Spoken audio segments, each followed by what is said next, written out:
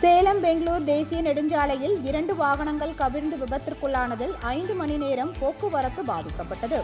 சேலம் சூரமங்கலத்தை அடுத்த மாமங்கலம் பகுதியில் உள்ள தேசிய நெடுஞ்சாலையில் உயர்மட்ட மேம்பாலம் கட்டுமான பணிகள் கடந்த 6 மாதங்களுக்கு மேலாக நடைபெற்று வருகிறது. ஏற்கனவே காலை மாலை நேரங்களில் கடும் போக்குவரத்து நெரிசலை சந்தித்து வரும் அந்த பகுதியில் இன்று காலை தர்மபுரியிலிருந்து சேலம் நோக்கி விறகு பாரம் ஏற்றி சென்ற லாரி ஒன்று கவிழ்ந்து விபத்திற்குள்ளானது.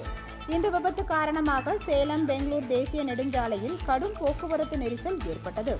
இதனால் வாகனங்கள் ஊர்ந்து செல்லும் நிலை ஏற்பட்டது. தகவல் அறிந்து விரைந்து வந்த காவல்துறையினர் பொக்லைன் இயந்திரத்தின் உதவியுடன் லாரியை அப்புறப்படுத்தினர். இந்த விபத்து காரணமாக சேலம் ஓமலூர் டோல்கேட் முதல் மாமங்கலம் வரை சுமார் 5 கிலோமீட்டர் தூரத்திற்கு வாகனங்கள் அணிவகுத்து நின்றன.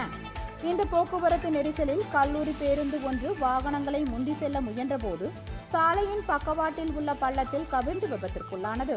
நல்வாய்ப்பாக பேருந்தில் இருந்த மாணவர்கள் மாணவிகளுக்கு காயம் எதுவும் ஏற்படவில்லை. பின்னர் மாணவர்கள் அனைவரும் வேறொரு வாகனத்தில் கல்லூரிக்கு அனுப்பி வைக்கப்பட்டனர்.